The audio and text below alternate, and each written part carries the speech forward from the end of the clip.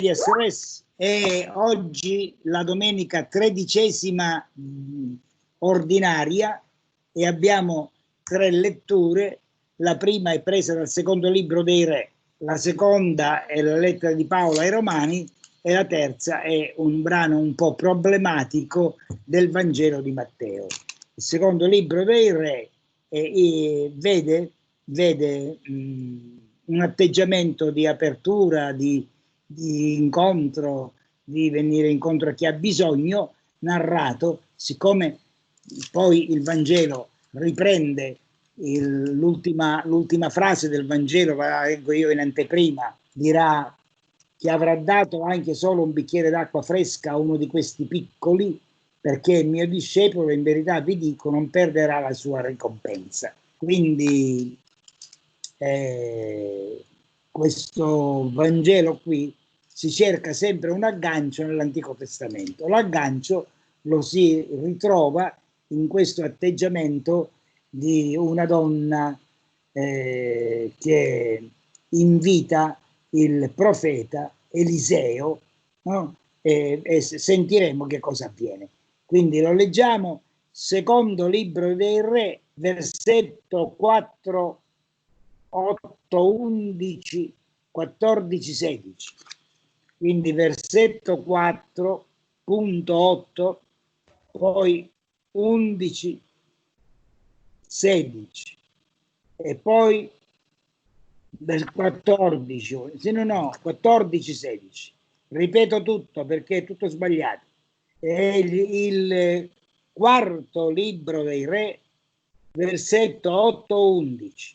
Poi si saltano alcuni versetti e si va al 14, 16. Allora, la lettera ai Romani è il capitolo 6, versetti 3, 4 e poi si salta a 8, 11 e il Vangelo è Matteo 37, 42. Se qualcuno di voi, come al solito, ci legge queste letture, lo ringraziamo. Thank you very much. Chi legge la prima lettura? Forza, coraggio ragazzi, date diverso. Franco, tu sei bravo a leggere, dai, leggi tu, che io non le ho annotate. Ora stacco l'audio.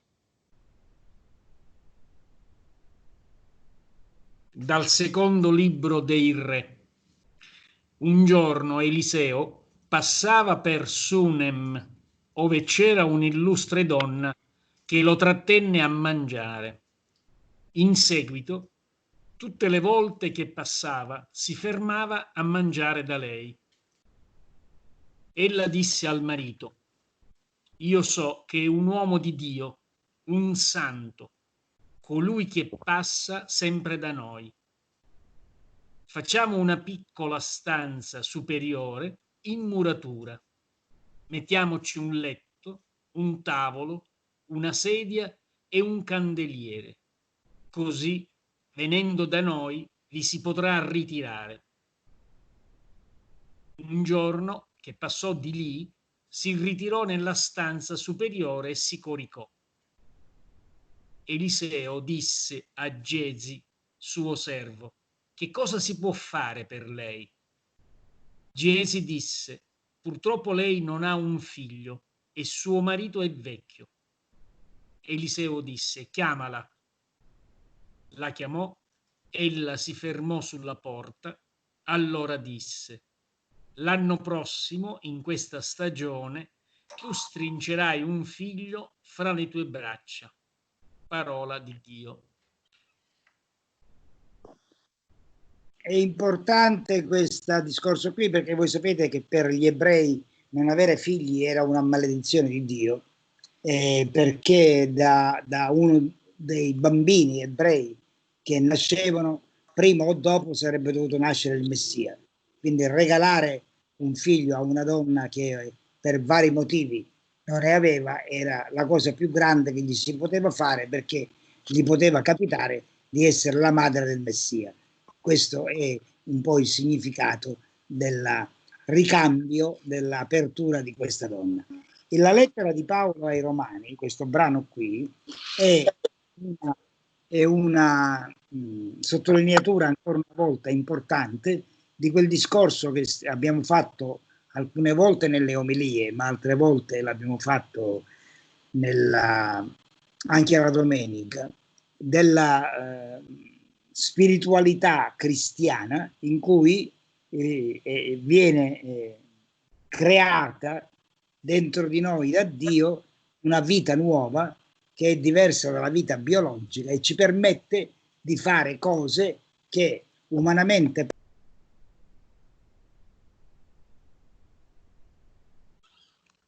Microfono, Salvatore, microfono.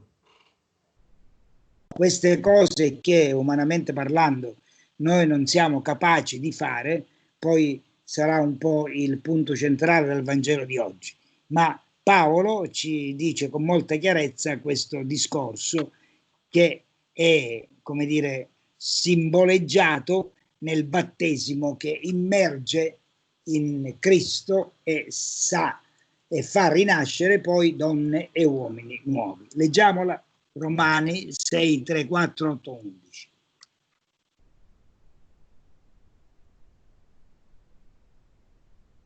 Vai Franco. Va bene, allora, dalla lettera di San Paolo Apostolo ai Romani. Fratelli, non sapete che quanti siamo stati battezzati in Gesù Cristo, siamo stati battezzati nella sua morte? Per mezzo del battesimo, dunque, siamo stati sepolti insieme a Lui nella morte, affinché, come Cristo fu risuscitato dai morti, per mezzo della gloria del Padre, così anche noi possiamo camminare in una vita nuova. Ma se siamo morti con Cristo, crediamo che anche vivremo con Lui, sapendo che Cristo, risorto dai morti, non muore più. La morte non ha più poteri su di Lui. Infatti, egli morì, e morì per il peccato una volta per tutte. Ora invece vive, e vive per Dio.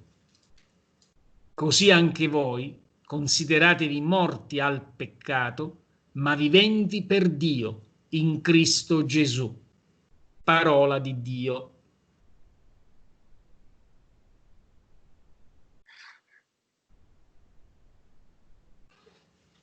Salvatore, microfono.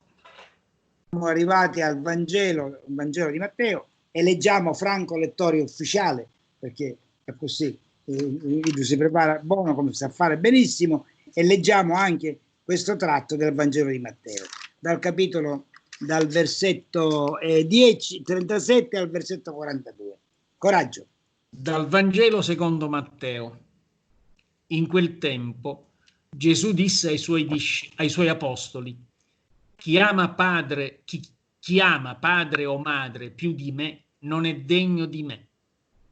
Chi ama figlio o figlia più di me non è degno di me. Chi non prende la propria croce e non mi segue non è degno di me. Chi avrà tenuto per sé la propria vita la perderà, e chi avrà perduto la propria vita per causa mia la troverà. Chi accoglie voi accoglie me, e chi accoglie me accoglie colui che mi ha mandato. Chi accoglie un profeta perché è un profeta avrà la ricompensa del profeta, e chi accoglie un giusto perché è un giusto avrà la ricompensa del giusto. Chi avrà dato da bere anche un solo bicchiere d'acqua fresca a uno di questi piccoli perché è un discepolo, in verità io vi dico, non perderà la sua ricompensa. Parola del Signore.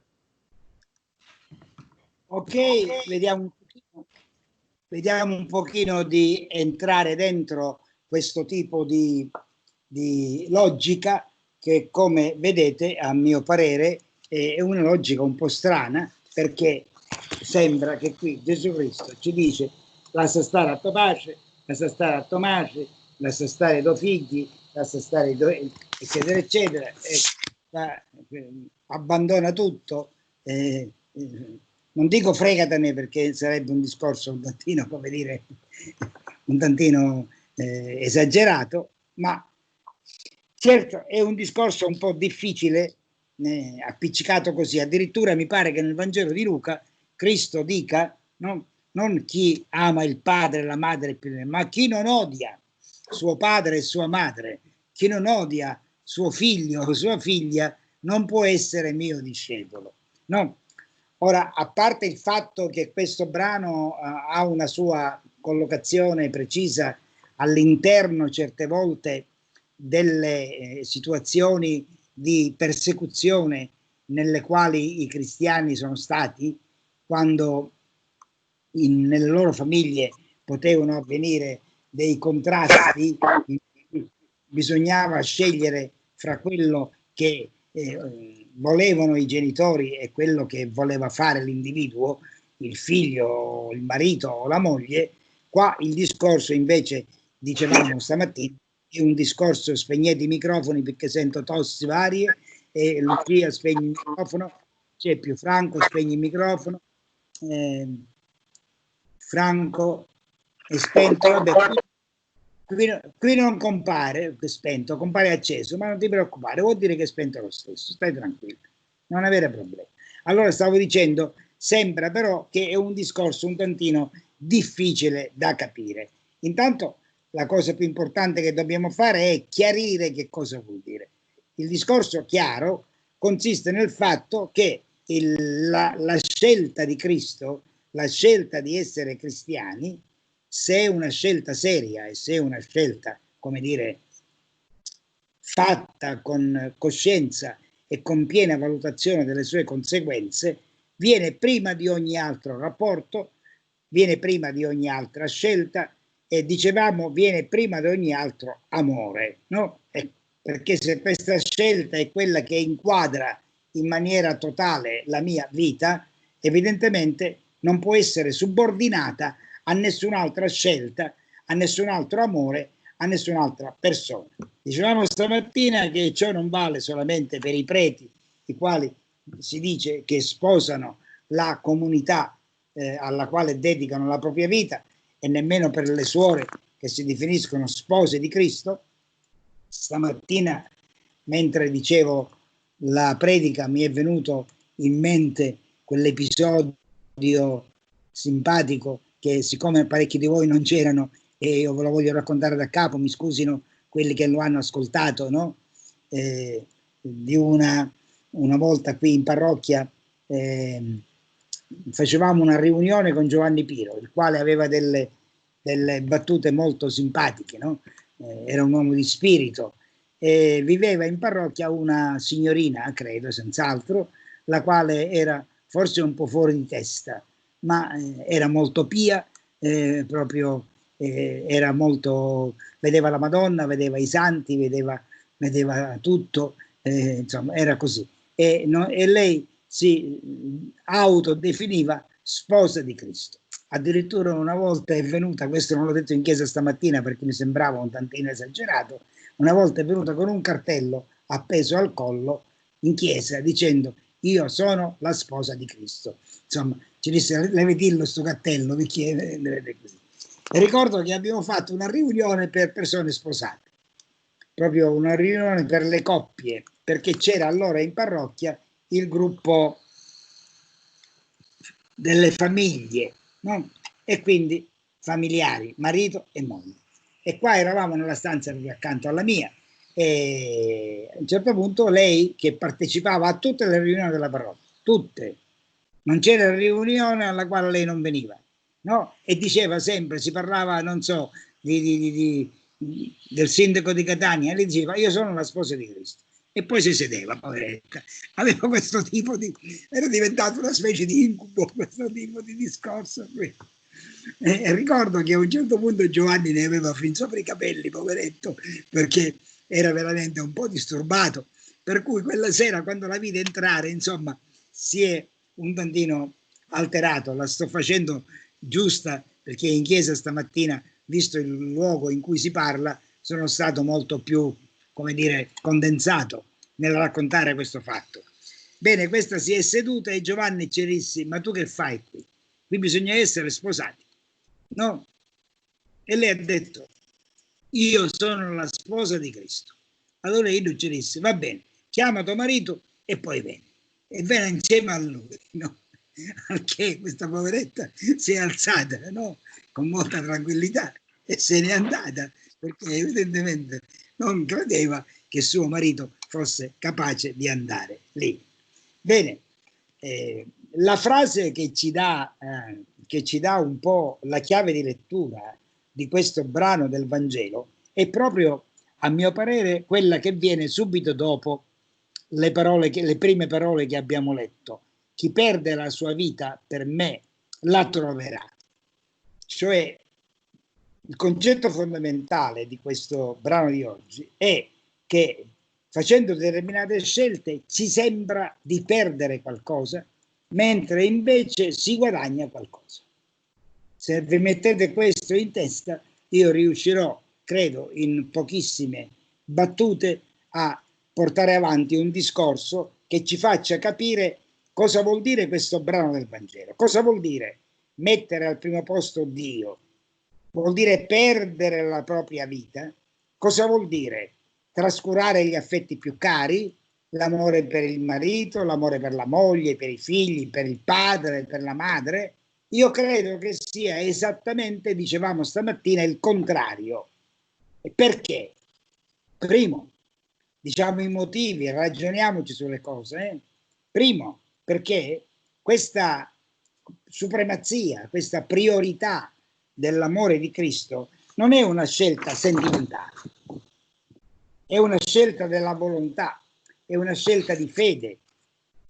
Forse riusciremo ad amare Dio faccia a faccia con i nostri sentimenti quando scopriremo e sperimenteremo da vicino quanto è amabile, no? Quando scopriremo quanto da Lui siamo stati amati. Amare Dio sopra ogni cosa in questa vita significa non tanto smuovere i nostri sentimenti, quanto mettere in moto la nostra volontà, significa scegliere la strada che Egli ci indica, significa allearsi con Lui per realizzare i suoi progetti, significa amare nel senso più alto del termine, cioè volere quello che Lui vuole e impegnarsi per realizzarlo. Se questo significa amare Dio, tutto questo, attenzione, questo è il punto, non esclude, anzi include ed esige l'amore umano. Perché, siccome il Vangelo bisogna leggerlo non a frase, ma bisogna leggerlo tutto insieme, e guai se si legge il Vangelo leggendo una frase e dimenticandone un'altra, no? Noi sappiamo che Gesù Cristo ha anche detto amatevi l'un l'altro come io vi ho amato. E certamente questo l'un l'altro si riferisce prima di tutto alle persone più vicine, no? E abbiamo citato anche Giovanni, mi pare che sia la prima lettera, Giovanni, l'apostolo, che dice: come puoi dire che tu che ami Dio che non vedi, se non ami il fratello che vedi? Allora c'è quasi una contraddizione. Chi odia il padre e la madre può amare me. Se volete amare me, dovete amare il padre e la madre. Anzi, dovete amarli come li amo io. Ecco il punto. Dovete amarli come li amo io. Perché? Questo è il momento fine e sottile e chiaro, però, chiarissimo del ragionamento. Se tu ami Cristo e ami Dio e metti Cristo sopra ogni cosa e metti Cristo dentro di te, l'amore umano, qualunque tipo di amore umano, verso la moglie o il marito, verso il compagno o la compagna, verso il padre o verso la madre, verso il figlio o verso la figlia, qualunque amore umano non solo va perduto, non solo non viene messo al secondo posto, ma viene, come dire, eseguito in maniera intonata. siccome c'è Mata che c'ha dentro di sé un magnifico spartito, no? Ecco, cioè quando noi amiamo, noi siamo stonati. Quando amiamo invece, avendo messo Dio al primo posto, noi amiamo in maniera intonata e con le sfumature giuste dell'amore, non con le sfumature sbagliate dell'amore. Perché? Perché l'amore umano, che dicevamo, è un amore che da un lato è bellissimo, dall'altro è fragilissimo. Perché l'amore umano, senza offenderlo e senza guastarlo e senza denigrarlo e senza, come dire, l'amore umano, così com'è, l'amore umano è qualcosa che dà, evidentemente, ma nello stesso tempo pretende il contraccambio. Se un marito ama la moglie e la moglie non la ama, ma che ci stiamo a fare qua? Se il marito, la moglie ama il marito e il marito non la perdona per qualcosa che è capitato, no? L'amore umano è un miscuglio di altruismo con una buona dose di egoismo, chiamato sano egoismo se volete, ma egoismo cioè è qualcosa che constatando questo fatto ci fa vedere come siamo fatti, come siamo costruiti, no? E noi agiamo in questa maniera anche negli amori più, come dire, istintivi, quelli che sono basati proprio sulle spinte fondamentali del nostro essere, che sono l'amore di coppia, per chi ne ha fatto l'esperienza, e l'amore dei figli, o i fratelli, o le sorelle, no? Dicevamo stamattina su che cosa si fonda l'amore di coppia. L'amore di coppia si fonda sulle due spinte fondamentali che sono l'attrazione fisica e la reciproca simpatia. I greci direbbero l'eros e la filia. È bellissimo, sia l'attrazione fisica che la reciproca simpatia, appunto perché reciproca, è legato al do ut des.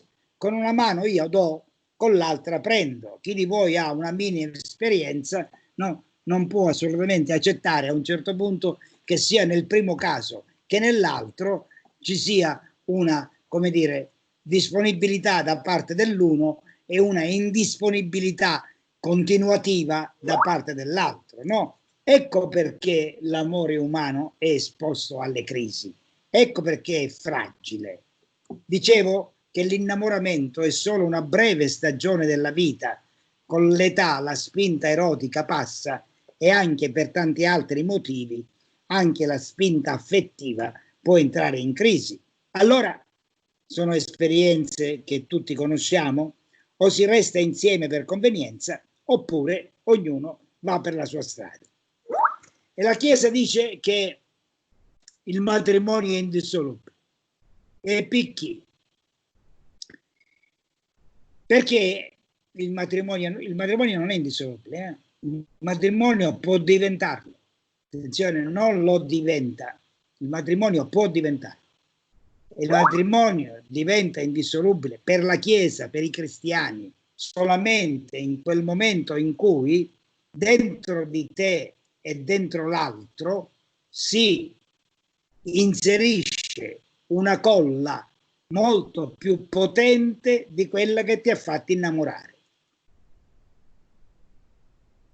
Perché ci vuole la coda. Se tu cristiano metti Cristo al primo posto e se ami prima di tutto e questo amore mette dentro di te una capacità, una forza, una determinazione che quando ti sposi, chi di voi si è sposato l'ha fatto, credo, forse voi no, perché si diceva sì, ora invece si dice io scelgo te e prometto di esserti fedele nella buona e nella cattiva sorte, senza chiedere nulla in cambio. Quindi io non sono attratto da te, io mi faccio carico di te. Se ami sopra ogni cosa, tu amerai col cuore stesso di Dio e il tuo amore sarà talmente rafforzato, talmente divinizzato che reciprocamente diventa forte e indissolubile come l'amore di Dio. Altrimenti ti può finire bene in qualche caso e ti può finire male in parecchi altri casi. L'amore per i figli, anche questo abbiamo stamattina accennato. L'amore per i figli, dicevamo, è quello dei figli per i genitori, padre e madre, è un fatto naturale ma non troppo. È una spinta istintiva, alle volte assolutamente debole, perché ci sono madri che abbandonano i figli, figli che se ne fregano dei genitori, e ci sono madri e padri che hanno verso i figli quel naturalissimo, spiegabilissimo, comprensibilissimo amore possessivo che impedisce ai figli di crescere, di diventare adulti, di essere autonomi. Però se questo amore paterno e materno o filiale si riempie dell'amore liberante di Dio, che l'amore di Dio è liberante, quale figlio abbandonerà sua madre nel bisogno e quale padre o madre tratterrà il suo figlio accanto a sé, impedendogli di realizzare il loro destino? E mi è venuto in testa stamattina, e l'ho detto, quale padre ucciderà i suoi due figli, due bambini, due gemelli, come è successo ieri in provincia di Lecco, solo per toglierli alla madre che voleva lasciarli? Mi volete dire che questo padre non voleva bene ai suoi figli? No, signore, gli voleva bene, tanto che li ha voluti portare con sé. Io moro, voi venite con me, Tommaso resta sola, io vi ammazzo, perché io morirò, dopo che ammazzo voi ammazzo me.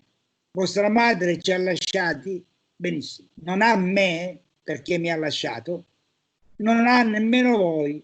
Io vi voglio talmente bene che vi uccido. Il Mazzao, questo è un fatto di ieri, non è un fatto del Medioevo, di ieri. Nessuno mi deve venire a dire che questo padre non volesse bene ai suoi figli. Sopra ogni cosa. Tanto li voleva bene che li ha uccisi. Ho letto anche una statistica stamattina che in Italia c'è un omicidio in famiglia ogni 55 ore e in 19 casi le vittime sono i figli. E negli ultimi 10 anni sono stati uccisi 243 bambini e i killer sono spesso i genitori. E leggetevi qualche altra statistica di quanto è aumentata la violenza domestica in questi tempi di quarantena. La violenza familiare è aumentata in maniera terribile. In Italia, non so in Francia. Filippo, ciao Filippo. Questo cosa ci fa capire? Sintetizziamo il discorso, che il nostro amore umano è un amore, lo ripeto, bellissimo, ma è un amore che ha delle caratteristiche egoistiche che lo appesantiscono e lo fanno andare verso il basso. Se invece noi amiamo Dio prima di tutto, questo amore che noi, pensando di amare Dio prima di tutto, crediamo di perdere, diventa assolutamente salvo. Chi perde per causa mia la sua vita la troverà. Non solo diventa salvo, ma diventa migliore, ma diventa totale, ma diventa vero, senza perdere assolutamente nulla di ciò che aveva nel momento in cui tu lo mettevi al primo posto. Gesù Cristo è aspetto, capite? C'ha ragione a buono nelle cose. E questo discorso qui evidentemente, se vale per la famiglia, vale per una visione un po' più ampia, perché Gesù Cristo in questa maniera ha relativizzato la famiglia. Vi ricordate quell'omelia? Non so se l'abbiamo fatta qui su Skype oppure l'abbiamo fatto di presenza. No, in chiesa è stato. Quando io ho preso il trinomio che tutti i partiti di destra, come dire, sventolano per dire che loro sono quelli che hanno i grandi valori della vita, Dio, patria e famiglia. Non so se in Francia è anche così, Dio, patria e famiglia. E abbiamo detto che Cristo ha, come dire, completamente capovolto il discorso, perché ha detto, Cristo dice, la tua famiglia è importantissima, ma guarda che la tua vera famiglia è la comunità umana, perché Dio vuole tutti i fratelli. Patria ha detto, viva la patria, no? Allons enfants de la patrie, le jour de la gloire est arrivé. Però la patria del cristiano è il mondo. Sì, un bravo cittadino del tuo paese, ma non alzare muri nel tuo paese. E Dio, no? Non è il Dio che protegge un popolo o che difende una cultura, come quelli che difendono la cultura europea assalita da culture diverse. Dio è il Dio di tutti gli uomini, quindi il cristianesimo non può mai diventare una cultura da difendere in nome di Dio. Questi sono i tre cardini, li accenno semplicemente perché ci ho fatto sopra un discorso molto lungo, no? Dei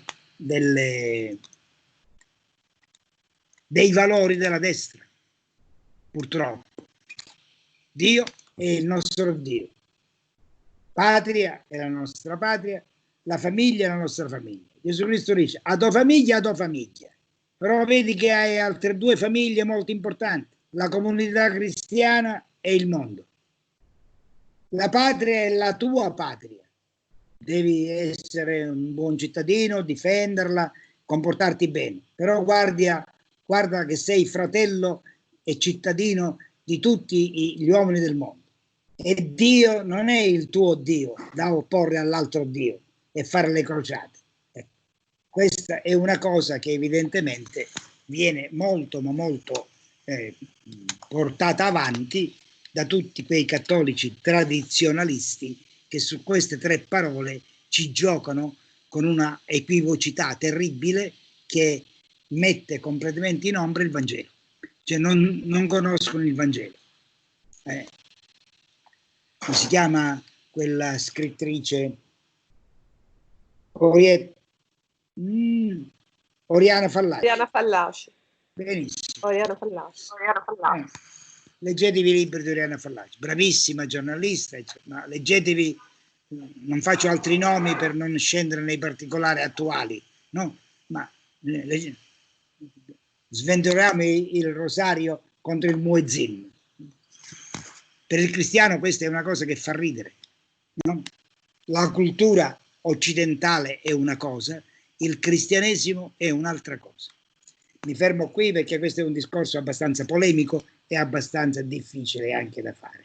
Fatto sta che Cristo relativizza la tua famiglia perché deve permetterti di costruire il regno di Dio. Magari non ti piace, d'accordissimo, se non ti piace non lo fare, ma non devi farlo in nome di Gesù Cristo.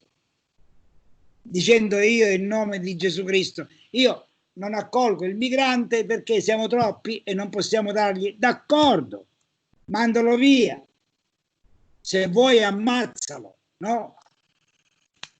Non so se avete saputo questo gravissimo episodio nell'isola di Lesbo del suicidio dei bambini, l'isola di Lesbo in Grecia, una delle più belle isole della Grecia, sia come cultura antica, no? E come bellezza, e ha un 30.000 profughi. Bene, in questo campo profughi ci sono parecchi suicidi di bambini, che i bambini non ce la fanno più a vivere in quell'isola. Dio mio, mettigli il gas su tutti, falli morire, ma che tu devi farlo perché difende la civiltà cristiana, chi mi pare anche esagerato, o no? Orban dice questo e qualche altro in Italia invece pure. Bene,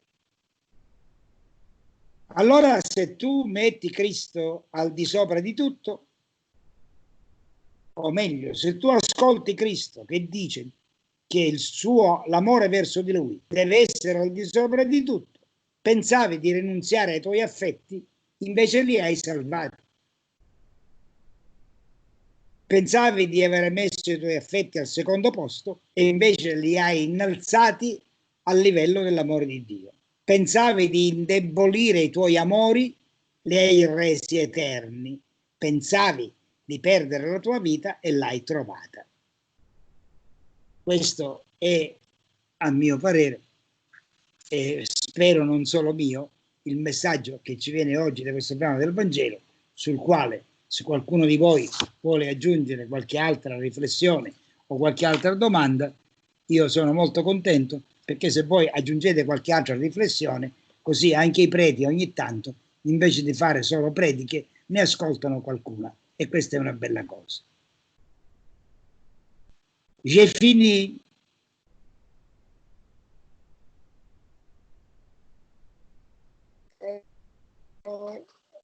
Sono amata.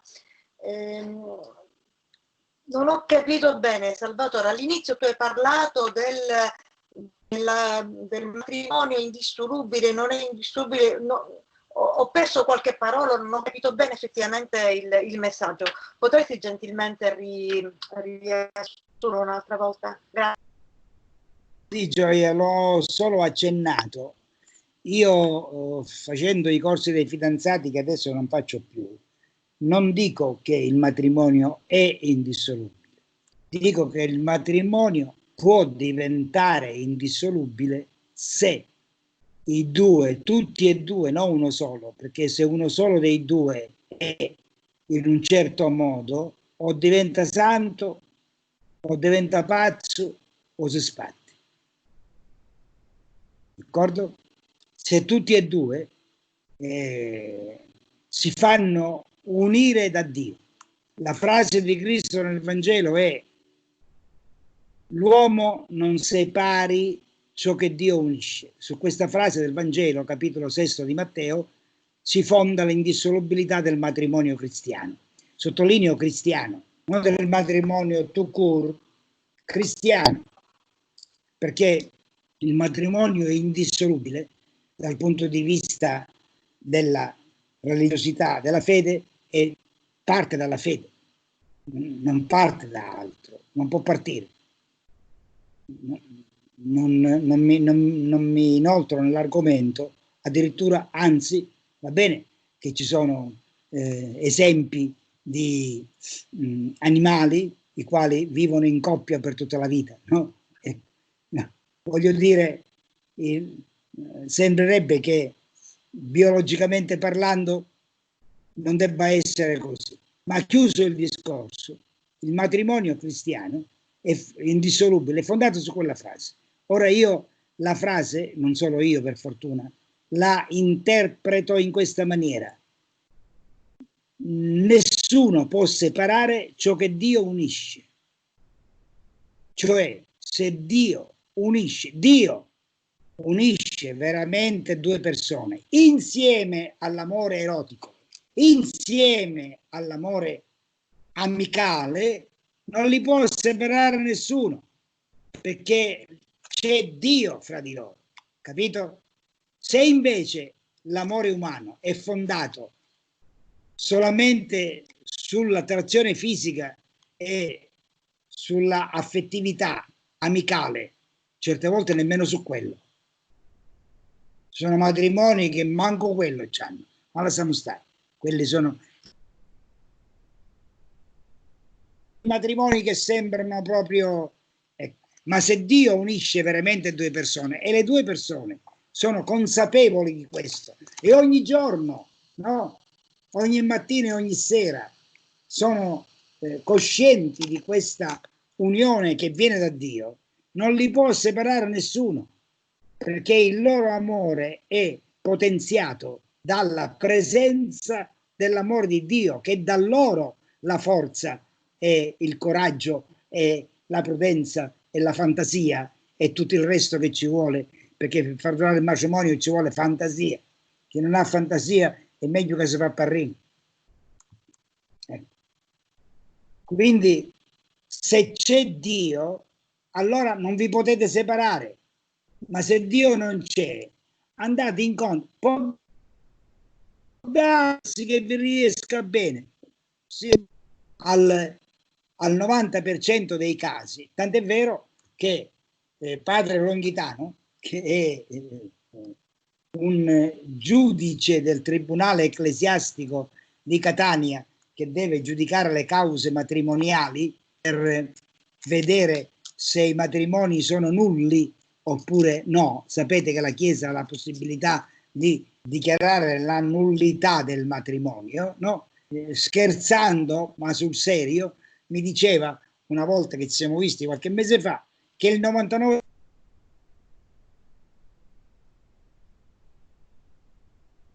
che il matrimonio cristiano, per essere valido, si fonda sulla consapevolezza sufficiente, non dico eccezionale, reciproca di ciò che deve unire veramente i due che si sposano. Ditemi la vostra esperienza e io vi dico la mia, no? Di quante persone si sposano con questa consapevolezza.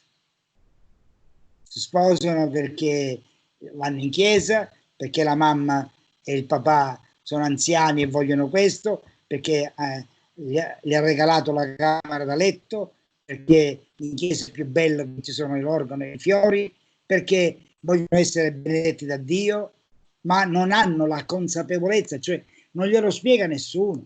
Io ho avuto dei casi durante i corsi prematrimoniali fatti per 40 anni in parrocchia, 42 anni in parrocchia, qualche volta, no, dopo aver fatto questo discorso in maniera terribilmente chiara, no, qualche coppia è venuto da me e mi ha detto: meno male che ancora non abbiamo fissato la data del matrimonio, dobbiamo ripensarci perché altrimenti non è il matrimonio da fare. Mi sono spiegato, Mata? Adesso? Ok, quindi chiudo il microfono e attendo altre cose se ci sono. Grazie Salvatore. Prego Gioia.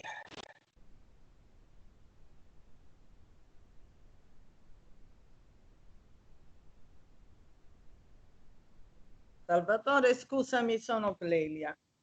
Senti, io stento un po' a credere che quel papà che ha strangolato i figli li amasse così tanto. Stento a credere, sì, se li è portati così, ma ha avuto la forza di fare un'atrocità disumana. Ricordo una parabola, ora non te la racconto nei dettagli religiosi, sicuramente mi sbaglio, ma di quelle due mamme che si contendevano un bambino e alla fine qualcuno disse: va bene, ve ne do metà ciascuno. La vera mamma disse: no, lascialo vivo, dallo a lei. Rinunciò al figlio per lasciarlo in vita e tutto. Io non tento a credere che questo padre che si è ammazzato ha fatto bene, ma stento a credere che questo gesto sia stato dettato dall'amore.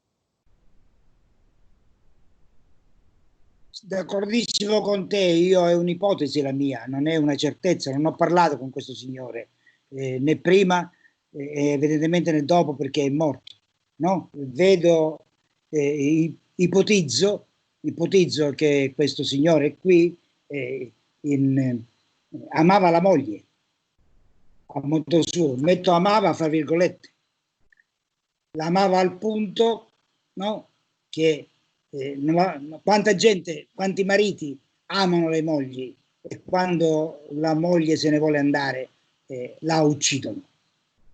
Ma noi lo definiamo un amore malato questo. No, è un amore umano in cui l'egoismo raggiunge i livelli più alti che può. Ordinariamente l'egoismo è basso, è controllabile, è tranquillo, è normale. Certe volte aggiunge ti amo e siccome non puoi essere mia, ecco, è l'amore possessivo, è un amore malato, certo, sì, ti do perfettamente ragione. Solo che ci sono malattie come l'influenza stagionale e ci sono malattie come il coronavirus. D'accordo? Quindi è un amore, il nostro amore umano è un amore debole, malato. Per essere guarito ha bisogno di un vaccino. Il vaccino è l'amore di Dio. No? Quando uno si dice che uccide la donna che vuole lasciarlo, non la uccide perché la odia, la uccide perché lui dice che la ama. Lui dice che la ama. Certo, io dico che amore è, ma ragioniamoci su, è un amore che non lascia l'altro libero o l'altra libera di decidere della sua vita, perché quella non lo vuole più o quello non lo vuole più, che capita anche il contrario, per la carità, non criminalizziamo solo gli uomini, ogni tanto anche le donne, magari in maniera meno violenta ma più sottile, fanno le stesse cose, no? Quindi, o facciamo le stesse cose. Quindi sono d'accordo con Clelia su due cose, su tutto quello che ha detto quasi. Primo, che certamente io non so quanto questo padre amasse i suoi figli. Dalle foto, dai post e da tante altre cose sembra che fosse un padre amorevole verso i figli. Guardatevi come dire, i post che ha messo su Facebook.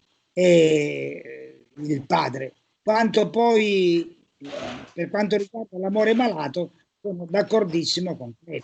Per questo il cristiano, scusami, la grazia di Dio, la grazia di Cristo, ci sanifica, per usare un termine in questi tempi molto, molto in voga per ciò che riguarda il coronavirus. Ci disinfetta, fa in modo che il nostro amore diventi un amore vero anche soffrendoci. Quella famosa poesia di Khalil Gibran, che i genitori sono l'arco e i figli la freccia, no? Penso che lo sapete tutti, no? Che l'arco si tende per lanciare lontano la freccia ed è felice quando la freccia raggiunge il suo obiettivo, e intanto soffre perché per lanciarla il più lontano possibile deve arcuarsi il più fortemente possibile, no? Ma sono queste le cose belle. L'amore sa anche fare queste cose qui, ma per noi cristiani questa è una realtà che non riusciamo a fare senza essere sanati dall'amore di Dio, senza essere irrobustiti da questo amore di Dio, perché altrimenti amiamo in maniera più o meno patologica, ecco, escludendo l'amore di Dio. Quindi perfettamente d'accordo con Clelia. Grazie Salvatore. Gioia, sai quanto ti voglio bene, vero? Ma tu lo sai che è reciproco. Quindi... Altro che.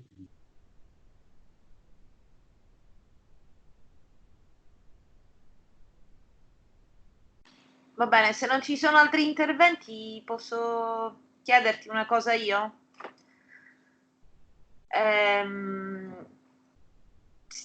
Sicuramente questo discorso va bene per il rapporto di amore in verticale, no? Quindi genitori-figli, diciamo, nell'asse verticale, figli verso i genitori e genitori verso i figli. Quando però si parla di amore in senso orizzontale, forse le cose sono un po' più complicate, perché va bene l'amore di Dio, ma l'amore di Dio bisogna cercarlo in due, se no uno rischia di diventare vittima dell'altro, no? Non voglio qui fare il discorso uomini, donne, insomma, quando una persona, per esempio, uno dei due partner, chiunque esso sia, decide di essere accondiscendente, di avere pazienza, di aspettare che l'altro, eccetera, ma dall'altra parte non c'è corrispondenza in questo, questo discorso diventa un po' più complicato, no? E questa è una prima cosa, va bene. Poi ne volevo dire un'altra, ma siccome è leggermente fuori argomento, me la riservo, perché se ci sono altre persone che vogliono intervenire su questo. Infatti, Bruna, io ho detto esattamente quello che dici tu poco fa. Ho detto che questa indissolubilità suppone alcune condizioni. La prima condizione è che tutti e due siano maturi, profondamente convinti, profondamente e spiritualmente cristiani sullo stesso piano. Altrimenti, ho detto, uno dei due, cioè quello che o diventa pazzo o diventa santo. Santo vuol dire che si fa mettere i piedi sulla faccia, oppure se ne va. Tant'è vero che, non so se lo sapete, esiste... Non va neanche tanto bene diventare santi, no? Nel senso che forse la prima forma di amore dovremmo averla verso noi stessi, egoismo, di amore, di rispetto. Tant'è vero che, non so se lo sapete, esiste il cosiddetto privilegio paolino. Ne avete mai sentito parlare? No? Sapete cos'è il privilegio paolino? Beh, il privilegio paolino, San Paolo, adesso non ricordo in quale lettera, siccome a quei tempi un cristiano o una cristiana non è che trovavano sempre un altro cristiano per sposarsi, si sposavano con quelli che non erano cristiani, sì o no? Perché l'amore erotico e affettivo segue altre strade, non quelle della fede, ma quelle della simpatia e dell'attrazione. Diceva che se il coniuge cristiano a un certo punto dall'altra parte non ha la reciprocità, che lo lasci pure se ne sposi un altro. Mi state capendo? Ecco. Questo è San Paolo, non sono io. Si chiama privilegio. Lo puoi paolino. ripetere, Salvatore? Lo puoi ripetere che non ho capito? Sto dicendo che ai primi tempi della Chiesa, anzi ai primissimi tempi, siccome i cristiani, il cristiano poteva avere, innamorava, però San Paolo dice che se il non cristiano a un certo punto non è verso di lei o verso di lui come dovrebbe essere, che lo lasci tranquillamente e ne sposi un altro. Non so se mi spiego. Cioè, voglio dire che il matrimonio cristiano è un matrimonio di altissima spiritualità. Io infatti dicevo sempre ai fidanzati: convivete almeno 15 anni. Dopo 15 anni, se avete fatto un'esperienza umana valida e se avete fatto, sposatevi al municipio, se poi avete fatto un'esperienza umana valida, ora sposatevi in chiesa. E tutti mi pigliavano per eretico, non so se lo sapete, perché i preti di Catania, quando i fidanzati andavano nelle loro parrocchie a presentare il certificato di frequenza, dicevano: non vale questo certificato. Dove hai fatto tu il corso? Da Padre Resca? Non vale. E una volta Alfio si è talmente arrabbiato che insieme siamo andati nella parrocchia di Lourdes da Padre Suman, il quale non voleva accettare i nostri certificati perché Alfio lo voleva pigliare a ceffoni, per questo motivo, letteralmente. D'accordo? Pigliare a ceffoni. Poi vi sposate in chiesa, perché sposarsi in chiesa per il cristiano è il punto di arrivo di una maturazione cristiana altissima. Altro che farsi barrino, altro che farsi prete. Invece noi mettiamo il carro davanti ai buoi, poco da fare, mettiamo il carro davanti ai buoi. Noi facciamo i matrimoni in chiesa come se fossero cioccolatini, mentre non esiste la consapevolezza di questo discorso. Grazie a Dio Papa Francesco, nella sua ultima enciclica, Amoris Laetitia, ha detto questo, chiaro e tondo. Mi sono sentito per parecchio tempo, adesso normale, ecco, normale. No, ma non vi dico però i commenti dei miei colleghi preti, no, davanti a queste posizioni del Papa.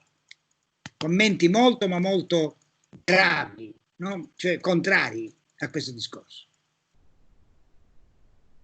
D'altra parte, prima che la Chiesa si esprimesse, la società si è evoluta in questo senso. Non ha aspettato che la Chiesa gli dicesse fate così. Si è evoluta, guardate, in Francia non so com'è, forse ancora più che in Italia, ma in Italia i matrimoni in chiesa, soprattutto al nord, sono diminuiti del 40%. In Francia credo che sia la stessa cosa. E avremmo dovuto noi dirlo per primi, noi preti, no?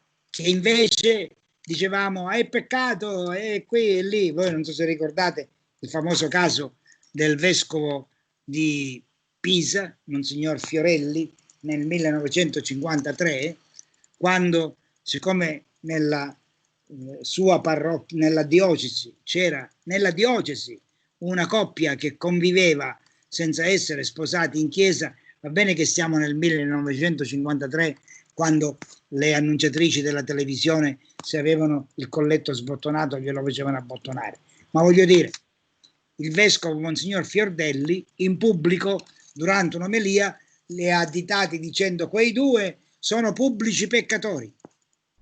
Questi gli hanno fatto causa e il vescovo è stato condannato a 3 anni di carcere, con la condizionale è uscito. Capite? Avremmo dovuto essere noi a preparare il discorso, a dire tu ti vuoi sposare, nessun problema. Ma perché ti devi sposare in chiesa? Per quale motivo? Ma io non so se scriverò un libro anche su questo, ma la prima sera del corso dei fidanzati, che io non facevo conferenze, dicevo, voi siete venuti in chiesa a chiedere di sposarvi e a dirvi, oh, tu ti ammaradare in chiesa, altrimenti Dio è... No, voi siete venuti qua. Non lo volete dire perché? Il 98% era spinto da motivi assolutamente estranei, no? Perché è più bello, perché quelli che erano più religiosi, perché Dio ci benedice. E questa è la benedizione di Dio, a me mi dà sempre un po' il prurito, perché devo spiegargli di che si tratta, che non c'entra niente la benedizione di Dio, lasciamo stare. E una sera, lo sapete perché l'ho raccontato 1000 volte, dopo aver finito il corso dei fidanzati, di 2 ragazzi che si sposavano in chiesa perché i genitori dell'uno e dell'altro avevano loro detto che non gli davano nulla, la dote, la casa, eccetera, se non si fossero sposati in chiesa. Quando io ho finito e sono andato in camera a dormire, dopo un'ora sono arrivati, mi hanno suonato alle 11:30 di sera, era inverno, i genitori, cioè delle persone, sono sceso e c'erano una coppia di persone anziane che mi hanno assalito dicendo "Iavi 5 anni che cerchiamo di convincere i nostri genitori, i nostri figli a sposarsi in chiesa, lei ha distrutto tutto in 10 minuti. Perché questi ragazzi sono tornati a casa e hanno detto papà e mamma, non siamo noi che non vogliamo sposarci in chiesa, anche il prete lo dice. Che parrino è? Perché non cambia mestiere. Bisogna essere molto concreti da questo punto di vista. Non possiamo, nel mondo di oggi, capisco 100 anni fa, no? Perché la società era fatta in un certo modo e quindi i matrimoni, Schopenhauer dice con enorme tranquillità che i matrimoni per interesse durano di più di quelli per amore. Schopenhauer è 1848, d'accordo? D'altra parte, fino a 50 anni fa, com'è che ci si sposava? Ci si sposava perché i genitori combinavano il matrimonio, mica ci si sposava. E poi era una cosa assolutamente normale che il marito avesse le sue avventure e avesse i figli con la moglie. Tomasi di Lampedusa, il Gattopardo, capitolo 11, nella mia edizione, non posso scordare mai, pagina 94. Il marchese Tomasi di Lampedusa andava a Bagheria con il prete che gli faceva da cocchiere dalla donna con cui passava allegramente la notte e lasciava la moglie a casa. Poi finiva la notte, il prete dormiva in carrozza, appena tornava sulla carrozza si confessava, tornava a casa e andava, dice l'autore del romanzo, a guardare le stelle col suo cannocchiale perché era un ottimo astronomo. E sua moglie dice nel romanzo che ha avuto 8 figli da questo. E lui, poveretto, giustamente forse, si lamentava che di sua moglie, pur avendo avuto 8 figli, non aveva mai visto nemmeno l'ombelico. Ma qui il discorso comincia a farsi serio e va su un'altra direzione.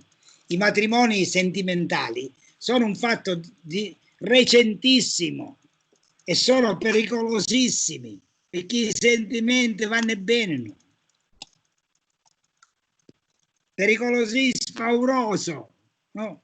Tant'è vero che oggi, quando due si incontrano, avessi 30 anni, 35 anni, no? Si dice quante storie hai avuto, si chiamano storie. Non so se in francese si dice histoire, no? Queste cose qui. Quante storie hai avuto? No? A quei tempi, ieri sera ho visto il film I soliti ignoti, con Vittorio Gassman, Totò, bellissimo. L'avete visto il siciliano, quella macchietta bellissima che si precipita in casa della sorella, no? La quale aveva osato semplicemente guardare, siciliano a Milano, non so chi l'ha visto il film I soliti ignoti, 40 anni fa, aveva osato guardare, no? un uomo per la strada, facendogli capire lontanamente che era interessata a quell'uomo. Questo qui si precipita in casa, piglio cutello e va, poi ci sono i suoi amici, Totò compreso, che lo calmano. Bene, non mi fate pigliare questo argomento perché io qua scivolo, vado, non so dove vado a finire, perché è molto importante del resto, molto importante per tutti i sacramenti, no? Solo che il battesimo, grazie a Dio, non ha conseguenze. Un matrimonio sì. Non ha conseguenze, voglio dire, poi non seguirai quello, non sarai cristiano, ti hanno battezzato e non lo sarai più, e pazienza. Ma il matrimonio, no, il matrimonio purtroppo bisognerebbe mettere, umanamente parlando, tutte quelle, come dire, precauzioni, no? Tutte umane e cristiane, perché non è che il cristianesimo fa miracoli, non ne fa. Il cristianesimo aiuta a fare in modo che l'umano si sviluppi in una maniera valida, perché se 2 persone cristiane, mi è capitata che in queste esperienze, con tutto Dio che credevano di avere in mezzo a loro, dalla mattina alla sera, non stanno attentissimi a quello che capita, non sono con gli occhi aperti per vedere come sta lui e come sta lei, eccetera, eccetera, no? E anche se c'è Dio 1000 volte in mezzo a loro, non ce la fa Dio, perché Dio c'è, ma tu ce la metti tutta perché Dio c'è. Non è che siccome Dio c'è, tu devi fare l'affare perché ci pensa io. Sei tu che ce la metti tutta, perché Dio ti dà la forza di farlo. Non so se mi spiego. Altrimenti a poco si scioglie, come i ghiacci del Polo Nord. Mi fermo un momento.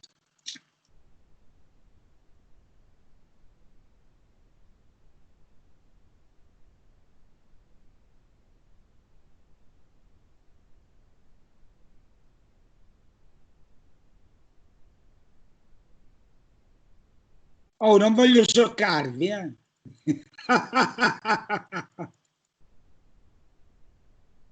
Non voglio scioccarvi. Allora, ragazzi, se nessuno deve più dire qualcosa, io vi saluto. Con quelli che vogliono, ci vediamo giovedì. Ho mandato già per chi la voleva l'omelia, quindi potete averla, quelli che me l'hanno chiesta.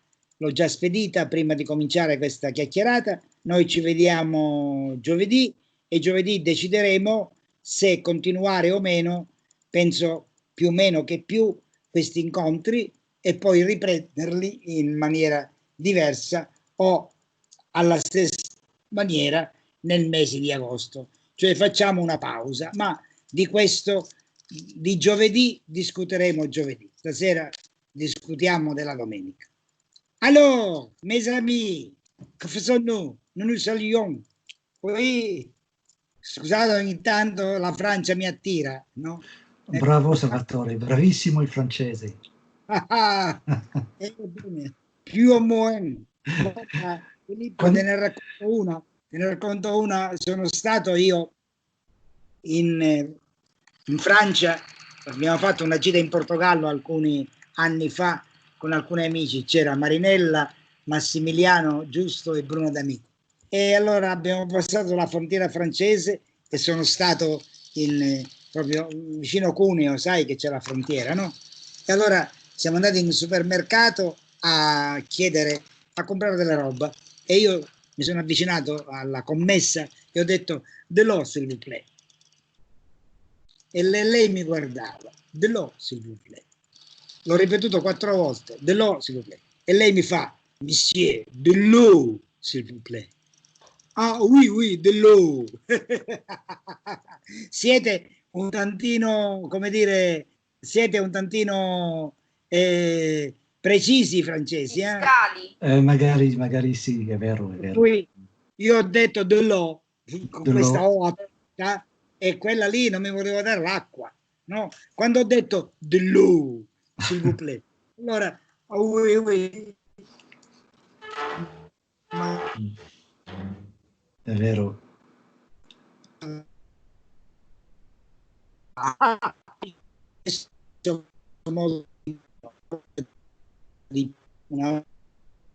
Addirittura qui all'università insegniamo all'università, è venuto ricordarsi.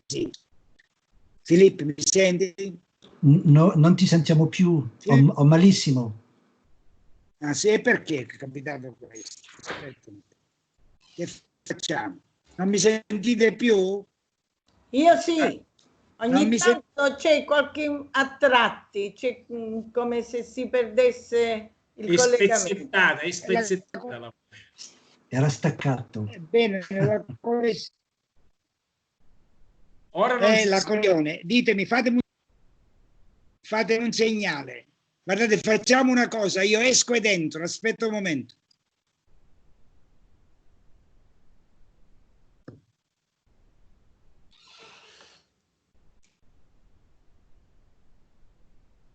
Mi sentite? Ora sì. Ora sì. Certe volte basta entrare e uscire, più o meno. Tanto che ti dicevo Filippo, che quando ho fatto, insegnavo all'università, è venuto questo filosofo francese, Paul Ricoeur, che è un bravissimo, è un pastore protestante che è stato anche esperto al concilio. Io sono stato a Parigi, a casa sua, ho fatto la tesi su di lui, la sua filosofia, l'ermeneutica la conosco benissimo. Bene, a parte questo, io lo parlavo bene, ma sai come? Avendo studiato bene solo in 4ª e 5ª ginnasiale. Avevo un professore di francese in 4ª e 5ª ginnasiale che mi ha fatto uscire dopo 2 anni, 3 anni di scuola media fatto così, no? Alla San Fason, come si dice, no? Ma a 4ª e 5ª ginnasiale ho studiato il francese lì, perché poi nel liceo classico qui da noi a quei tempi non c'erano le lingue, e sono uscito da quel 5ª ginnasiale sapendo parlare francese. Mi divertivo da ragazzino ad andare alla stazione di Messina, al porto, quando arrivavano le navi, per poter parlare francese, e ero felice di poter colloquiare. Quindi a quei tempi la scuola in Italia era scuola, ora è un'altra cosa, ma questo è un altro problema, va bene? Un altro argomento. Chiudo un momento il microfono, aspetto se qualcuno non parla, vi saluto e vi voglio bene.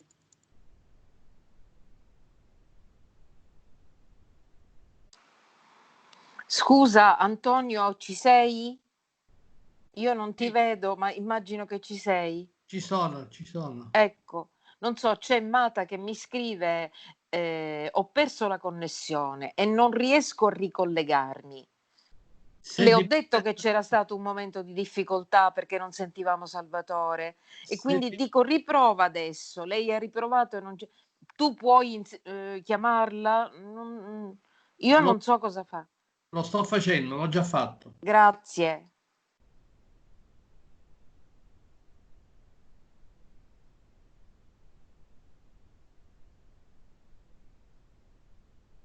Mata risulta non disponibile, quindi vuol dire che è un problema della sua connessione con Sì. la linea.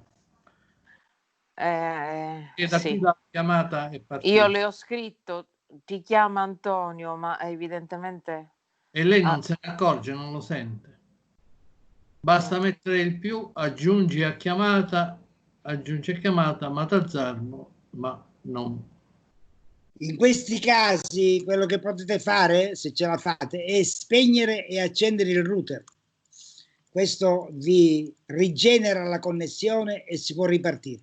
Perché se state sempre con lo stesso router, si accende il router, si va, purtroppo bisogna alzarsi, io ce l'ho a 2 metri di distanza, bisogna alzarsi, spegnere il router, riaccenderlo e riconnettersi, se dipende da questo.